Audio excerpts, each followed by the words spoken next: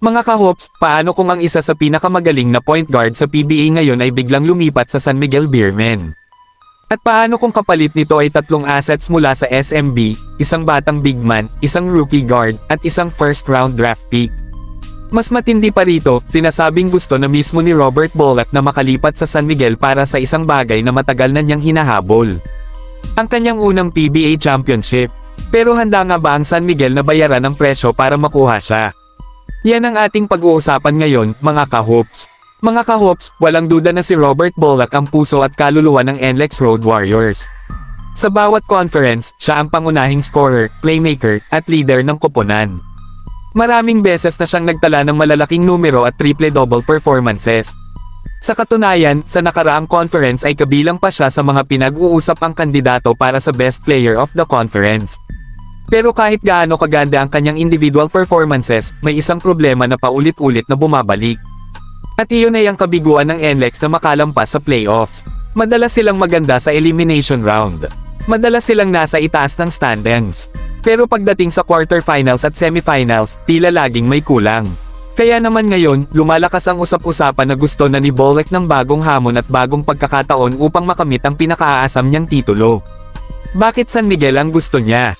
Kung championship ang pag-uusapan, isa sa mga unang koponan na maiisip ng kahit sinong manlalaro ay ang San Miguel Beermen. Mayroon silang championship culture, mayroon silang veteran experience, at mayroon silang mga superstar na sanay sa malalaking laban. Para kay Robert Bolac, maaaring ito na ang pinakamagandang pagkakataon upang mapunta sa isang koponang may totoong tsansa na magkampiyon agad. At para naman sa San Miguel, malaking bagay ang pagdating ng isang elite point guard. Hindi lingid sa kaalaman ng lahat na isa sa mga naging concern nila nitong nakaraang conference ay ang consistency sa kanilang point guard position. At kung makukuha nila si Bolac, agad silang magkakaroon ng isa pang scorer, playmaker, at floor general. Ano ang hinihingi ng NLEX? Ngayon, dito nagiging komplikado ang lahat. Dahil hindi basta-basta papayag ang NLEX na pakawalan ang kanilang franchise player. Ayon sa mga ulat at usap-usapan, tatlong assets ang hinihingi nilang kapalit. At isa sa mga pangunahing pangalan ay si JM Calma. Bakit gusto ng NLEX si JM Calma? Mga ka-hoops, alam nating kulang ang NLEX sa frontline depth. Lalo na sa center position. Kaya malaking tulong sa kanila ang isang big man na may potensyal tulad ni JM Calma. Bagamat limitado ang kanyang playing time sa San Miguel dahil sa dami ng big men sa roster, napatunayan na niya noon sa Northport na kaya niyang mag-produce ng double-double numbers. Noong wala pa siyang ACL injury, isa siya sa pinaka-promising young centers sa liga. At sa NLEX, posible siyang magkaroon ng mas malaking role at mas maraming minuto sa court. Kaya naiintindihan kung bakit interesado sa kanya ang Road Warriors. Chris Miller, kasama rin ba?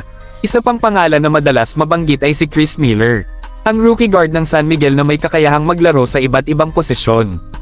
Point guard, shooting guard, at maging small forward. Sa ngayon, limitado ang kanyang oportunidad dahil loaded ang backcourt ng Beermen.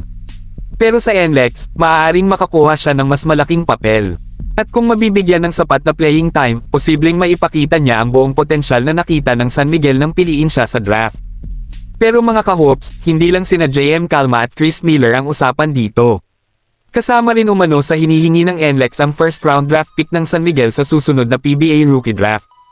At dito lalong tumitindi ang negosasyon.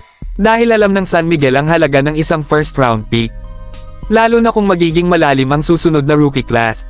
Habang para naman sa NLEX, pagkakataon ito upang makakuha ng isa pang batang talento na maaaring maging pundasyon ng kanilang hinaharap. Bakit hindi madali para sa San Miguel? Sa papel, mukhang magandang trade ito para sa San Miguel. Pero hindi rin madali ang kanilang sitwasyon. Una, kailangan nila si JM Calma bilang insurance sa kanilang frontline. Pangalawa, ayaw nilang basta-basta bitawan ang kanilang future assets. At pangatlo, may isa pang mas malaking usapin. Ang kontrata ni Robert Bolac. Ayon sa mga lumalabas na impormasyon, malapit nang matapos ang kasalukuyang kontrata ni Robert Bolac. At bago pa man umano matuloy ang anumang trade, nais niyang magkaroon agad ng malinaw na usapan tungkol sa kanyang susunod na kontrata. Natural lamang iyon, dahil nais din niyang masigurado ang kanyang kinabukasan. Pero dito nagiging maislan ang sitwasyon. Dahil kung mataas ang magiging asking price ni Bolac, kailangan ding timbangin ng San Miguel kung hanggang saan sila handang gumastos para makuha ang kanyang serbisyo. Magiging panalo ba ang San Miguel dito? Kung sakaling matuloy ang trade, malaking upgrade ito para sa Beermen. Magkakaroon sila ng isang proven star guard na kayang magdala ng opensa at gumawa ng plays para sa kanyang mga kakampi. Mas magiging balanse ang kanilang lineup. At tataas ang kanilang tsansa na makabalik sa finals at posibleng magkampiyon muli. Pero ang tanong, handa ba silang isuko ang ilan sa kanilang mahahalagang assets para dito? Para sa akin, mga ka-hoops, may katuturan ang interes ng San Miguel kay Robert Bolek.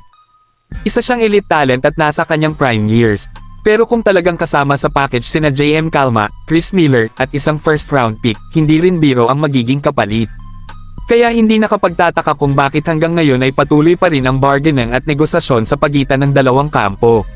Sa mga susunod na linggo bago magsimula ang Governor's Cup, malalaman natin kung ito nga ba ay magiging isa sa pinakamalalaking trade sa PBA ngayong taon.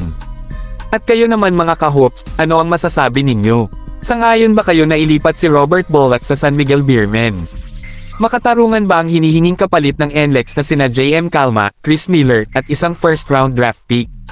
I-comment ninyo ang inyong opinyon sa ibaba dahil gusto kong mabasa ang inyong mga pananaw. Kung nagustuhan ninyo ang video na ito, huwag kalimutang i-like, i-share, at i-subscribe. At gaya ng lagi kong sinasabi, ito si Ka-Hoops, at magkita-kita tayong muli dito lamang sa Race Hoops Universe, ang tahanan ng tunay na usapang basketball.